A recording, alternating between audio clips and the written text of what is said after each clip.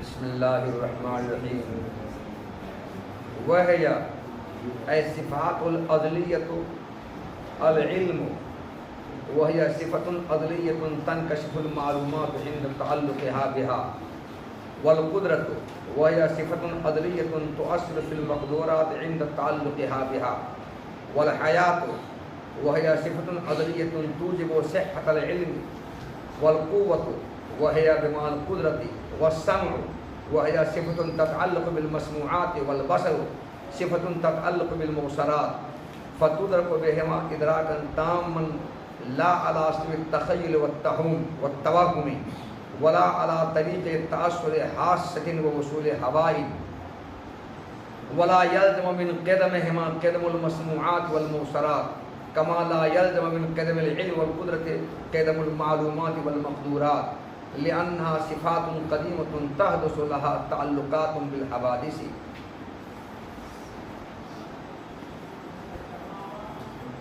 شارح رحمۃ اللہ ماتر رحمۃ اللہ علیہ یہاں سے اللہ کی صفات عدلیہ کو شمار کرا رہے ہیں. اشاعرہ اور متکلمین دونوں کا اس بات پر اتفاق ہے کہ اللہ تعالیٰ کے لیے صفات ثبوتیہ ثابت ہیں اور یہ صفات اللہ کی ذات کا نہ عین ہے نہ غیر ہے.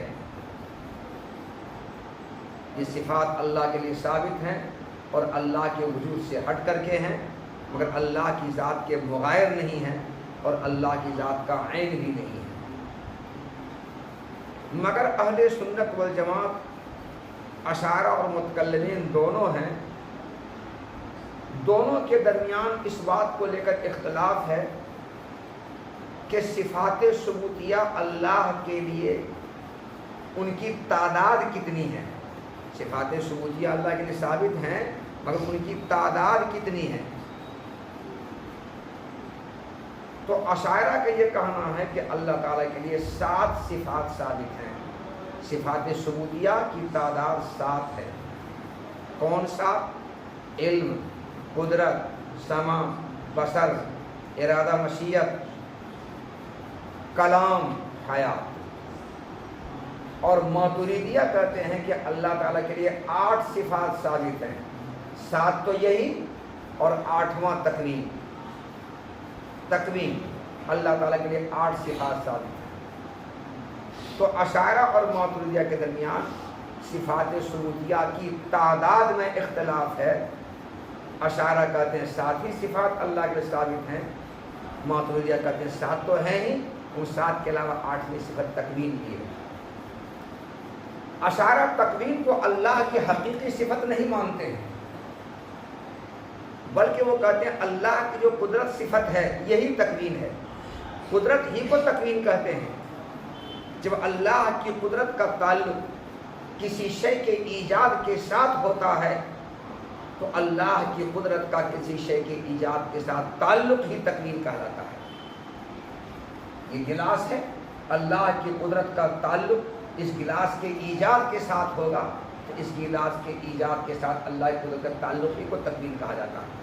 تکوین قدرت سے ہٹ کر کے اللہ کی کوئی حقیقی صفت نہیں ہے بلکہ قدرت ہی کو تکوین کہا جاتا ہے. قدرت ہی تکوین. ماتریدیہ کہتے ہیں کہ قدرت اور تکوین دونوں الگ الگ صفت ہے، دونوں میں مغایرت ہے، دونوں ایک دوسرے کے غیر ہے. بعین ہی قدرت تکوین نہیں ہے. اس پر آگے چل کے سے گفتگو ہم کریں گے کچھ دیر کے بعد. صفات چاہے 8 ہوں یا 7 ہوں، چونکہ اس کتاب کے مصنف ماتریدی ہیں اور شارح اشعری ہیں. تفتازانی رحمۃ اللہ علیہ اشعری ہیں اور عمر نصفی ماتریدی ہیں. تو ماتریدیہ کے نزدیک صفات حقیقیہ کی تعداد 8 ہے، اس لیے انہوں نے صفات حقیقیہ کی تعداد یہاں 8 گنائی ہے. کتنی گنائی ہے؟ 8. اور تکوین تک پہنچتے پہنچتے ہم کو لگتا ہے مہینہ ختم ہو جائے گا. جی 8ویں صفت تکوین ہے. دیکھیے کب تک پہنچتے ہیں. ان 8 یا 7 صفات میں سے ہر ایک کی شارح نے تعریف کی ہے. تفتازانی رحمۃ اللہ نے تعریف کی ہے. سب سے پہلے علم کی تعریف کی ہے. اور علم کی تعریف کی انہوں نے، وہی صفت عدلیۃ تنکشف المعلومات عند تعلقها بها. شاعر نے علم کی جو تعریف کی، تعریف میں کہا علم ایک ایسی عدلی صفت ہے. صفتن کے ساتھ عدلیتن کی صفت لا کر شاعر نے اشارہ یہاں پر کیا کہ یہاں مطلب علم کی تعریف نہیں ہو رہی ہے بلکہ علم الہی کی تعریف ہو رہی ہے. کس کی؟ مطلب علم کی تعریف علم الہی، اللہ کے علم کی تعریف ہو رہی ہے. یہ اللہ کے علم کی تعریف ہو، یہ بات کہاں سے معلوم ہوئی؟ صفتن کی صفت، وہی صفتن عدلیتن، والعلم صفتن عدلیتن، صفت کی صفت عدلی کے ذریعے لانے سے معلوم ہوا کہ مطلق علم کی تعریف نہیں ہے بلکہ علم الہی کی تعریف، کیونکہ علم الہی ہی عدلی ہے، ہمارا تمہارا علم عدلی نہیں ہے. اچھا بھائی، علم عدلی، اللہ کا جو علم ہے علم عدلی، اس کی تعریف کیا ہے؟ کرے علم ایک ایسی عدلی صفت ہے جس کا معلومات کے ساتھ تعلق قائم ہونے کے وقت معلومات واضح ہو جاتی ہے، منکشف ہو جاتی ہے، ظاہر ہو جاتی ہے. یہ دیوار سفید ہے، دیوار کا سفید ہونا معلوم ہے، تو علم الہی کا تعلق جب اس دیوار کے بیاض کے ساتھ ہوتا ہے تو یہ بیاض واضح صاف منکشف ہو جاتا ہے، پتہ چل جاتا ہے کہ دیوار سفید ہے، دیوار سیاہ نہیں ہے. تو معلومات کے ساتھ علم الہی کا تعلق قائم ہونے کے وقت وہ معلومات منکشف جس صفت سے ہو جاتی ہے، واضح ہو جاتی ہیں اور مکمل طور منکشف ہو جاتے ہیں، انکشاف تام کے ساتھ منکشف ہو جاتے ہیں جس صفت کی وجہ سے، وہی صفت کیا کہلاتا ہے؟ علم کہلاتا ہے. یہاں پر انکشاف کی نسبت معلومات کی طرف کی ہے. معلومات نسبت کرنے سے تمہارے ذہن میں اعتراض ہو رہا ہوگا کہ معلوم تو کہتے ہیں معلوم اس چیز کو جو معلوم ہو چکی ہے، جو معلوم اسی مفعول کا صیغہ ہے، جو معلوم ہو گئی اس کو معلوم کہا جاتا ہے. اور انکشاف نام ہی ہے معلوم ہونے کا. جب انکشاف کی نسبت معلوم کی طرف کر دیا تو وہ سے پہلے سے معلوم ہے، تو جب معلوم جب پہلے سے تو پھر وہ معلوم کیا ہوگا؟ منکشف کیا خاک ہوگا؟ وہ جو تحصیل حاصل ہے. یہ کیا ہے؟ تحصیل حاصل ہے، نہیں تحصیل حاصل ہوا. ترجمہ کیا ہو رہا ہے؟ علم الہی ایک ایسی عدلی صفت کا نام ہے جس صفت کا معلومات کے ساتھ تعلق قائم ہونے کے وقت وہ معلوم چیزیں منکشف ہو جاتی ہیں. تو جب پہلے سے معلوم ہے، آلریڈی جب معلوم ہے، تو اب اس میں انکشاف کیا ہوگا؟ یہ تو تحصیل حاصل ہے، منکشف تو پہلے سے ہے. تو یاد رکھو، اس سوال کا جواب یہ ہے کہ معلوم سے مراد یہاں پر معلوم ہو سکنے والی چیز ہے. معلوم ہو سکنے والی چیز ہے، یہ نہیں کہ پہلے سے معلوم ہو، پہلے سے معلوم ہو. تو معلوم کا مطلب یہ نہیں کہ پہلے سے معلوم ہے بلکہ جس کے اندر معلوم ہونے کی صلاحیت ہے. تو معلوم سے مراد یہاں پر معلوم بالقوا ہے، معلوم بالفعل نہیں ہے. تو اب یہ بات ہوتی ہوا کہ علم اللہ کی ایسی عدلی صفت ہے جس کا معلوم ہو سکنے والی چیزوں کے ساتھ، ان معلوم بالقوا کے ساتھ تعلق قائم ہونے کے وقت میں وہ معلوم ہو سکنے والی چیزیں منکشف ہو جاتی ہیں، ظاہر ہو جاتی ہیں، واضح ہو جاتی ہیں اور مکمل طور پر منکشف ہو جاتی ہیں. چنانچہ ہمارے علم کا تعلق بھی معلوم ہو سکنے والی چیزوں کے ساتھ جب ہوتا ہے تو وہ چیزیں ہمارے ذہن کے آئینے میں منکشف اور معلوم ہو جاتی ہے، صاف واضح ہو جاتی ہے کہ فلاں چیز اس طرح سے ہوتا ہے. ہوتا ہے تو اس صفت کا نام علم ہے. یہ علم کی تعریف کی وہ ہے، اور یہ یعنی اللہ کی صفات عدلیہ علم ہے، قدرت ہے، حیات ہے، قوت ہے، سمع ہے، بصر ہے، ارادہ اور مشیت ہے. اس کے بعد آگے پھر بیان کریں گے کلام ہے، تکوین ہے، یہ سب آگے بیان کریں گے. العلم، سب سے پہلے علم کریں. علم اللہ کی ایک ایسی عدلی صفت ہے جس کا معلومات کے ساتھ تعلق قائم ہونے کے وقت معلومات منکشف ہو جاتی ہیں، انہیں معلوم ہو سکنے والی چیزوں کا انکشاف ہو جاتا ہے اور مکمل انکشاف ہو جاتا ہے. ایسی چیز، ایسی صفت کو علم کہا جاتا ہے. رکو یہاں پر، شارح رحمۃ اللہ علیہ نے اللہ کے علم کو ازلی کہا ہے. اللہ کے علم کو ازلی کہنے پر ایک اعتراض ہوا. یہ اعتراض پہلے بھی بول چکا، ابھی بول دیتا کہ دوہرا دیں ہم تاکہ تمہارے ذہن بات آ جائے. علم کو ازلی کہنا شارح کا غلط ہے، کیونکہ اللہ کے علم میں تغیر ہوتا رہتا ہے اور ہر متغیر حادث ہے، تو علم تو حادث ہوگا، تو ازلی کیسے کہا جائے؟ اللہ کے علم تغیر کیسے ہوا؟ دیکھو جی، ابھی ساتھ پیدا نہیں ہوا ہے، مان لو دنیا میں ہے ہی نہیں ساتھ، تو اللہ کے علم کا تعلق اگر اس بات کے ساتھ ہے کہ ساتھ ہے، یہ علم نہیں بلکہ جہل ہے، ساتھ تو ہے ہی نہیں ہے، تو اللہ کے علم کا تعلق اس بات سے کہاں سے ہوگا؟ اور ساتھ جب پیدا ہو گیا تو اللہ کے علم کا تعلق اس بات کے ساتھ ہوا کہ ساتھ پیدا ہو چکا ہے، ساتھ پیدا ہو چکا ہے، پھر پیدا ہو کر کے ساتھ جب مر گیا تو اب اللہ کے علم کا تعلق اس بات کے ساتھ ہوا کہ ساتھ دنیا میں تھا، ساتھ تو پہلے اللہ کے علم کا تعلق اس بات کے ساتھ ہوا کہ ساتھ پیدا ہوگا، جب ساتھ پیدا ہو گیا تو اللہ کے علم کا تعلق اس بات کے ساتھ کہ ساتھ پیدا ہو گیا ہے، اور ساتھ کے مر جانے کے بعد اب اللہ کے علم کا تعلق اس بات کے ساتھ ہو گیا کہ ساتھ تھا، تو پیدا ہونے سے پہلے اللہ کے علم کا تعلق کس بات کے ساتھ تھا کہ پیدا ہوگا، پیدا ہو گیا تو اللہ کے علم کا تعلق کس بات سے ہوا کہ ساتھ دنیا میں پیدا ہو چکا ہے، اور مر جانے کے بعد اللہ کے علم کا تعلق کس بات کے ساتھ ہوا، ساتھ دنیا میں تھا، ہے کہ تھا، ہے کے ساتھ کہ تھا کے ساتھ، تھا کے ساتھ نا، تو دیکھو اللہ کے علم بدلا ہوا، اللہ کے علم تغیر لازم آیا،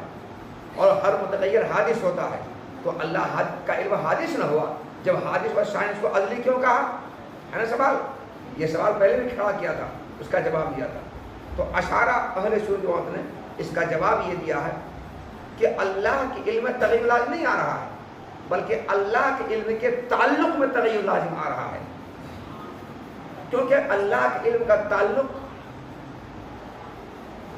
پہلے استقبال کے ساتھ تھا، اس کے بعد پھر حال کے ساتھ ہوا، اس کے بعد ماضی کے ساتھ ہوا، ہے نا، تو علم کا اللہ کا جو علم ہے وہ علم کا تعلق بدل رہا ہے، کیا بدل رہا ہے؟ تعلق بدل رہا ہے، تو اللہ کے علم کا تعلق پہلے ساتھ کے وجود کے استقبال کے ساتھ، پھر ساتھ کے وجود کے حال کے ساتھ، پھر ساتھ کے وجود کے ماضی کے ساتھ، تو ساتھ کے وجود ماضیہ کے ساتھ، ساتھ کے وجود حالی کے ساتھ، یا ساتھ کے وجود استقبالی کے ساتھ تھا نا تھا، ارے اللہ کے علم کا تعلق ساتھ کے وجود استقبالی کے ساتھ، پھر وجود حالی کے ساتھ، پھر وجود ماضی کے ساتھ ہوا، تو اللہ کے علم کا تعلق بدل رہا ہے، اور ہر متغیر حادث ہوتا ہے، اس قاعدے سے تعلق کا حادث میں لازم آ رہا ہے، اللہ کے علم کا حادث میں لازم نہیں آ رہا ہے، تو تعلق کے حادث ہونے سے صفات متعلقہ کے حادث میں لازم نہیں آتا ہے، تعلق کا حادث ہونا صفات متعلقہ کے حادث ہونے کو مستلزم نہیں ہے، اس لیے تعلقات کے حادث ہونے سے صفات متعلقہ کا حادث ہونا لازم نہیں آتا، صفت تو ازلی قدیم میں رہے گا،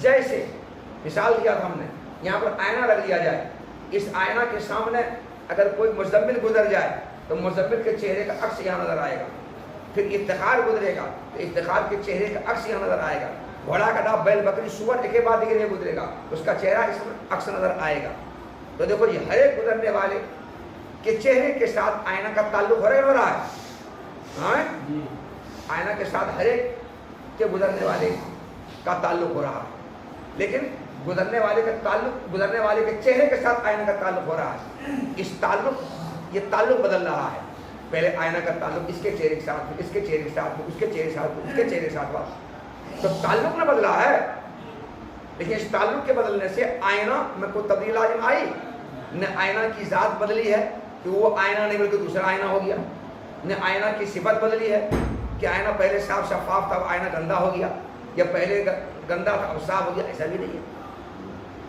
تو جس طرح آئینہ کے تعلقات کے بدلنے سے آئینہ میں کوئی تبدیلی لازم نہیں آتی ہے، اسی طرح تعلقات کے بدلنے سے صفات متعلقہ میں کوئی تبدیلی لازم نہیں آتی ہے، اس سے صفت تو قدیم رہے گا، ازلی رہے گا، ہاں تعلقات بدلیں گے وہ حادث ہے، یہ جواب دیا ہے۔ والقدرت وہی صفت عدلیۃ تؤثر فی المقدورات عند تعلقها بها، رکو یہاں پر ذرا سا، انہوں نے قدرت کی تعریف کی ہے کہ قدرت اللہ کی وہ عدلی صفت ہے جو مقدورات میں مؤثر ہوتی ہے، مقدورات کے ساتھ قدرت کا تعلق قائم ہونے کے وقت، مقدورات کے ساتھ قدرت کا تعلق قائم ہونے کے وقت میں مقدورات میں جو صفت مؤثر ہوتی ہے اسی صفت کا نام قدرت ہے۔ رکو ذرا یہاں پر، وہ جو ہم نے کہا تھا ہم کلام کریں گے آگے، وہ یہی پر ہم کلام کر رہے ہیں، گفتگو یہی پر کر رہے ہیں۔ ماتریدیہ کا یہ کہنا ہے کہ اللہ کی صفات 8 ہیں، 7 وہی اور 8ویں تکوین ہے۔ اشاعرہ کا یہ کہنا ہے کہ اللہ کی 7 ہی صفت ہے، تکوین اللہ کی کوئی حقیقی عدلی صفت نہیں ہے، بلکہ قدرت ہی کا نام تکوین ہے۔ کسی شے کے ایجاد کے ساتھ جب قدرت کا تعلق ہوتا ہے تو شے کے ایجاد کے ساتھ قدرت کے تعلق قائم ہونے کو تکوین کہا جاتا ہے۔ تو قدرت ہی تکوین ہے، قدرت سے ہٹ کر کے تکوین اللہ کی کوئی حقیقی صفت نہیں ہے۔ ماتریدیہ قدرت اور تکوین کے درمیان فرق کرتے ہیں، اور فرق یہ کرتے ہیں کہ قدرت یہ بھی صفت ہے اللہ کی، تکوین یہ بھی اللہ کی صفت ہے، مگر قدرت یہ صفت مصححہ ہے اور تکوین صفت مؤثرہ ہے۔ تکوین صفت مؤثرہ ہے، یعنی کسی چیز کے وجود میں تکوین مؤثر جب ہوتی ہے تو مؤثر ہو کر کے اس شے کو موجود کر لیتی ہے۔ کسی شے کے ایجاد میں تکوین کے مؤثر ہونے کے بعد وہ شے موجود ہوتی ہے، اور قدرت صفت مصححہ ہے، یعنی قدرت کا تعلق ضدین کے ساتھ برابر ہوتا ہے، اور دو ضدین میں سے ہر ایک کے وجود کو ممکن بنانے والی صفت قدرت ہے۔ دو ضدین میں سے ہر ایک کے وجود کو ممکن بنانے والی صفت کون ہے؟ قدرت ہے۔ اسے سعد کو بیٹا ہونا بھی ممکن ہے، بیٹا نہ ہونا، بیٹی ہونا بھی ممکن ہے، دونوں باتیں ممکن ہیں، ہے نا؟ یہ دونوں ضدین ہیں کہ نہیں؟ تو اللہ کی قدرت کے سامنے سعد کو بیٹا ہونا اور سعد کو بیٹا نہ ہو کر کے بیٹی ہونا دونوں برابر ہے۔ تو اللہ کی قدرت کا تعلق ضدین کے ساتھ برابر ہے، یعنی اللہ کی قدرت دونوں کو ممکن بنا رہی ہے، بیٹا ہونا بھی ممکن ہے، بیٹی ہونا بھی ممکن ہے، دونوں ممکن ہے۔ اللہ کی یہ قدرت ان دونوں میں سے کسی ایک کے وجود کو واجب نہیں کر رہی ہے، اور اللہ کی یہ قدرت دو ضدین میں سے، دو مقدورین میں سے کسی ایک کے وجود کو ترجیح بھی نہیں دے رہی ہے۔ یہ نہیں کہ قدرت بیٹا ہونے کو بیٹی ہونے پر ترجیح دے رہی ہے، یا بیٹی ہونے کو بیٹا ہونے پر راجح قرار، ایسا نہیں ہے۔ تو قدرت دو مقدور اور دو ضدین اور مقدورین میں سے ہر ایک کو ممکن بنانے والی صفت ہے۔ اللہ کی قدرت کے سامنے دونوں اللہ کے لیے برابر ہے۔ اللہ یہ بھی کر سکتے ہیں، یہ بھی کر سکتے ہیں، بیٹا بھی دے سکتے ہیں، نہیں دے سکتے، بیٹی دے سکتے ہیں، دونوں باتیں ممکن اللہ تعالیٰ کے لیے۔ تو قدرت کا تعلق ضدین کے ساتھ برابر ہوتا ہے، اس میں کوئی ایک ضروری اور واجب اور دوسرا معدوم اور محال ایسا نہیں ہے۔ ایسا ارے بیٹا ہونا واجب اور ضروری، بیٹی ہونا محال، یا بیٹی ہونا واجب ضروری، بیٹا ہونا محال، ایسا نہیں ہے۔ میرے یہاں میرے گاؤں میں ایک صاحب کو 2 بیٹا پہلے سے تھا، اس کو بیٹی ہونے کی تمنا تھی، اتفاق سے بیٹی ہو گئی اس بار، بہت خوش، پورے گاؤں کو بھوج کیا، پورے گاؤں بھوج کیا۔ ہم نے کہا مبارک ہو، آپ جنتی ہو گئے ہیں۔ شکریہ آپ کا، شکریہ نہیں، میرا دعوت باقی رہے گی۔ ہاں کوئی بھائی جب آئیے تب بات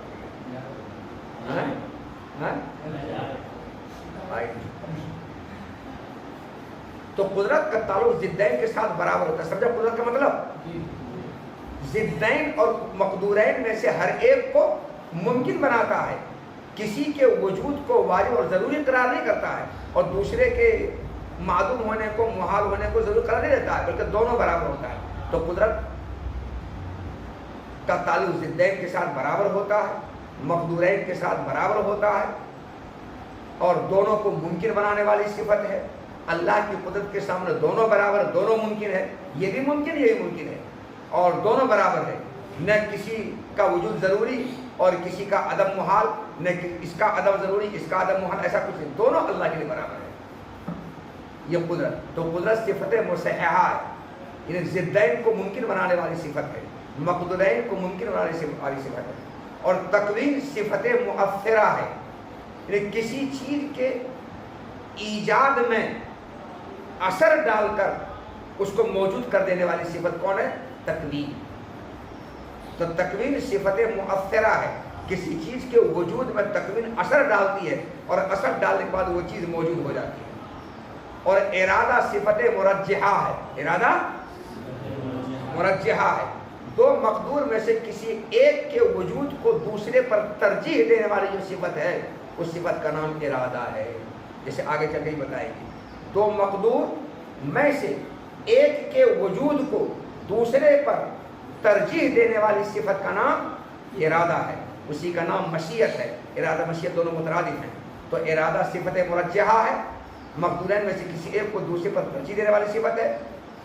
تکوین صفت مؤثرہ ہے، دو مقدور میں سے کسی ایک کے اندر اثر ڈال کر کے اس کو موجود کر دینے والی صفت ہے۔ اور قدرت صفت مصححہ ہے، دو مقدور میں سے ہر ایک کو ممکن بنانے والی صفت ہے۔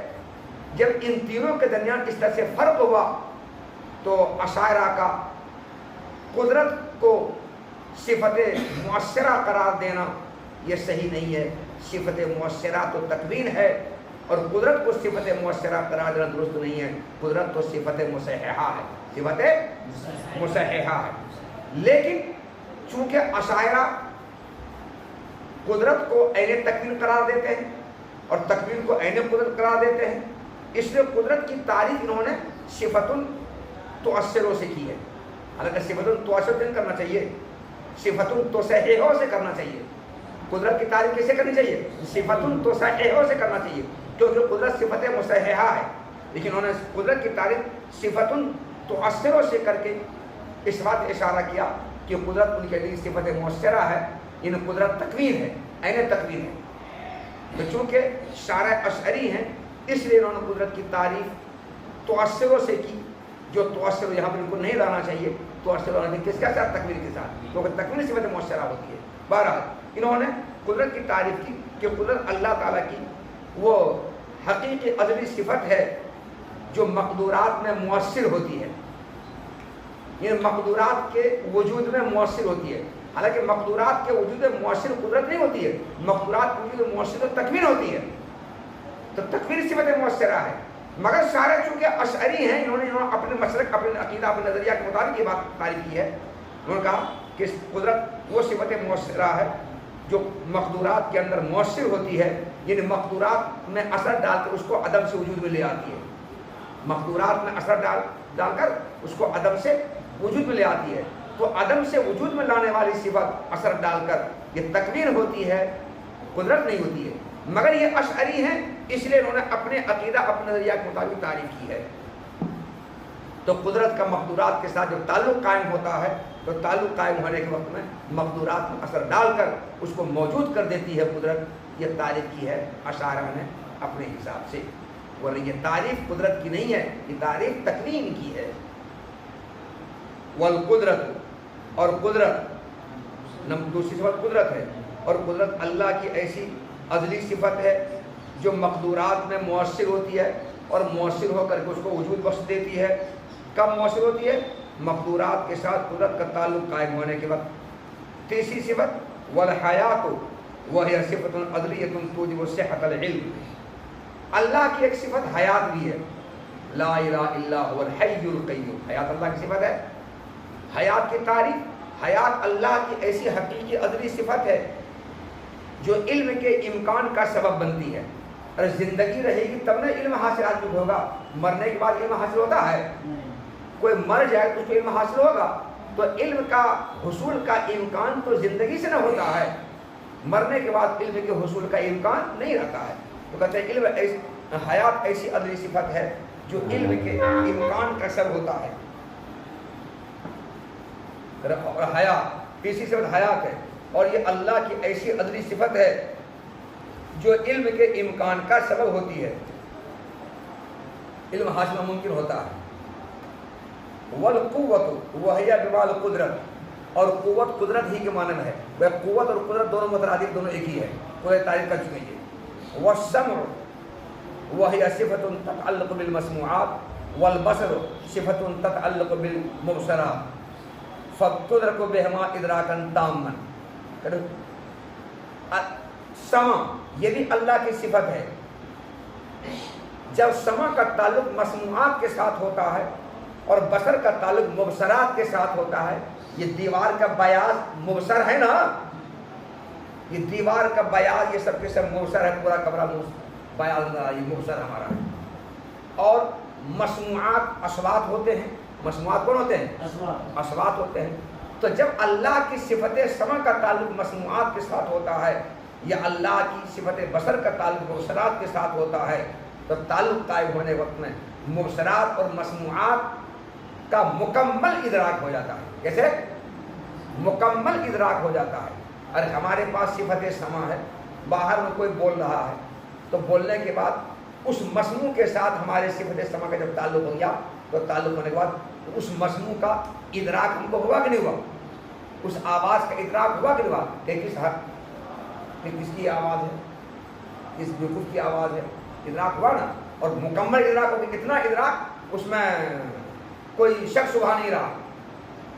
اسی طرح ہمارے بصر کا تعلق جب مبصرات کے ساتھ ہوتا ہے تو مبصرات کا رنگ روپ سب مکمل طور پر ہمیں ادراک ہو جاتا ہے, معلوم ہو جاتا ہے, اور ایسا مکمل ادراک اس میں کوئی شک شبہ باقی نہیں رہتا ہے.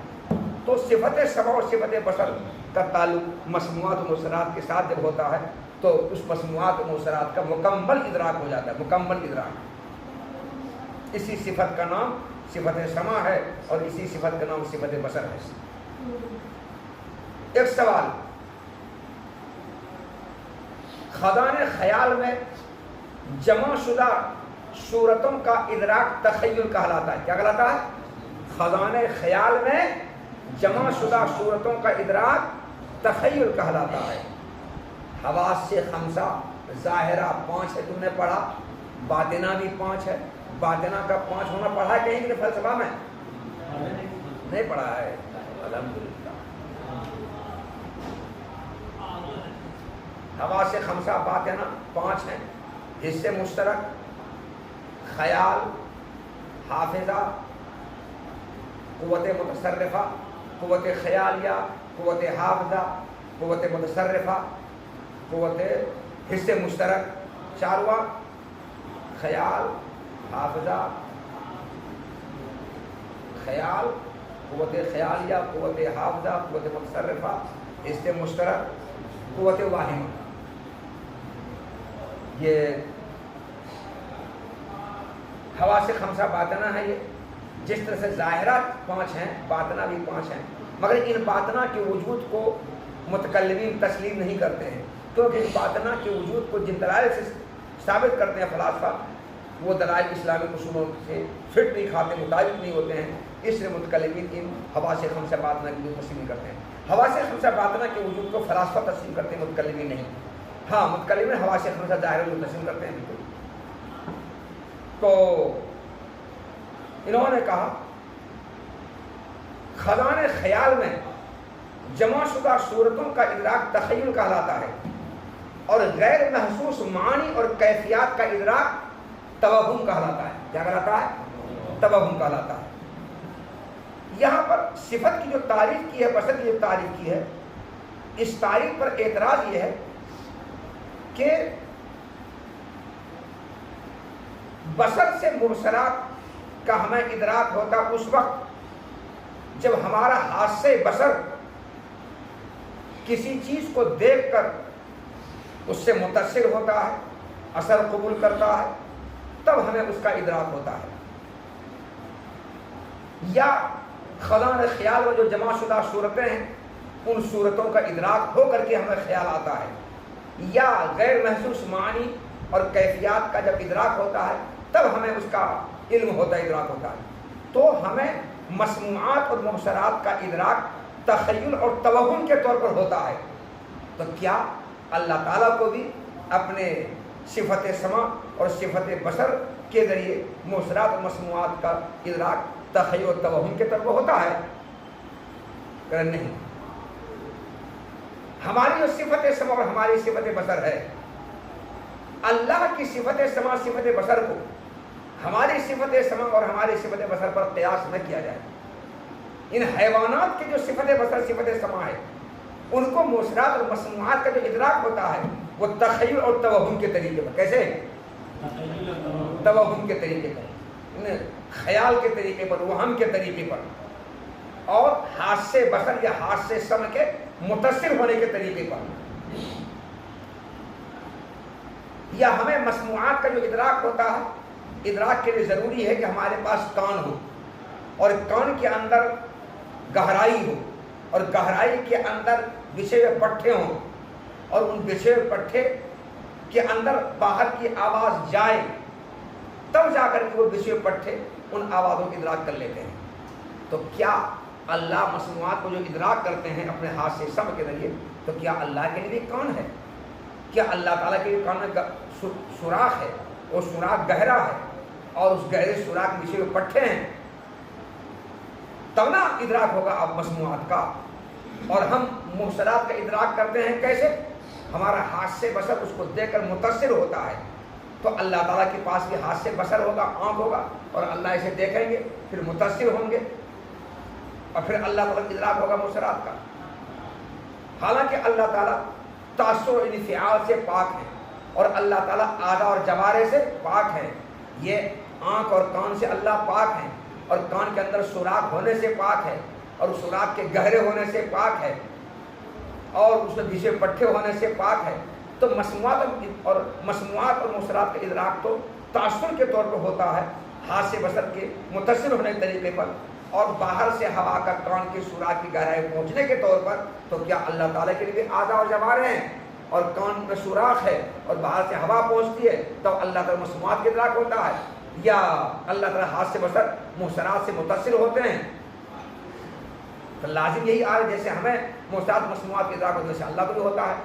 حالانکہ اللہ تعالیٰ تاثر سے انفعال سے پاک ہے اور اعضاء اور جوارے سے پاک ہے۔ تو پھر اللہ تعالیٰ کو مسموعات اور محسنات کے ادراک ہوگا کیسے؟ اس کا جواب دے رہے ہیں۔ کیا جواب یہ دے رہے ہیں کہ آپ نے یہ جو بات کہی ہے، یہ تو جانوروں کے پاس جو ہاتھ سے سمع ہاتھ سے بصر ہوتا ہے، جس جانور ہم بھی شامل ہیں، تو وہاں یہ بات ہے کہ ان کو مسموعات اور محسنات کے ادراک کیسے ہوتا ہے؟ ہاتھ سے بصر متصل ہوتا ہے تب۔ اور مسموعات کا ادراک کیسے ہوتا ہے؟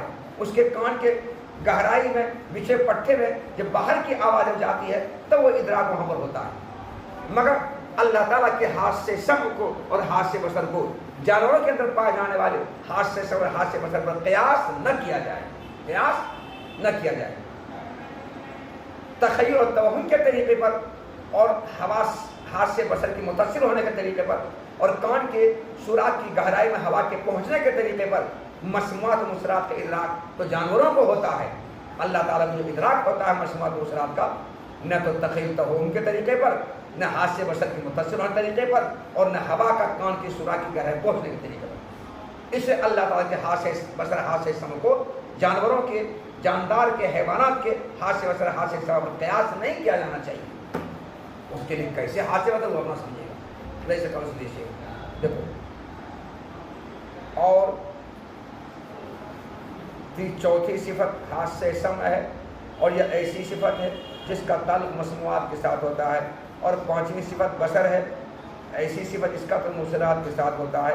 بس ہاتھ سے بصر ہاتھ سے سمع سے مکمل طور پر اشیاء کا ادراک ہو جاتا ہے۔ یہ ادراک تخیل و توہم کے طریقے پر نہیں ہوتا ہے۔ تخیل و توہم کے طریقے پر ادراک کس کو ہوتا ہے؟ جانوروں کو۔ اور یہ ادراک ہاتھ سے بصر کے متصل ہونے کے طریقے پر بھی نہیں ہوتا ہے۔ ہاتھ سے بصر کے متصل ہونے کے طریقے پر ادراک کس کو ہوتا ہے؟ جانوروں کو۔ اور یہ ادراک کان کے سوراخ کی گہرائی میں ہوا کے پہنچنے کے طریقے پر بھی نہیں ہوتا ہے۔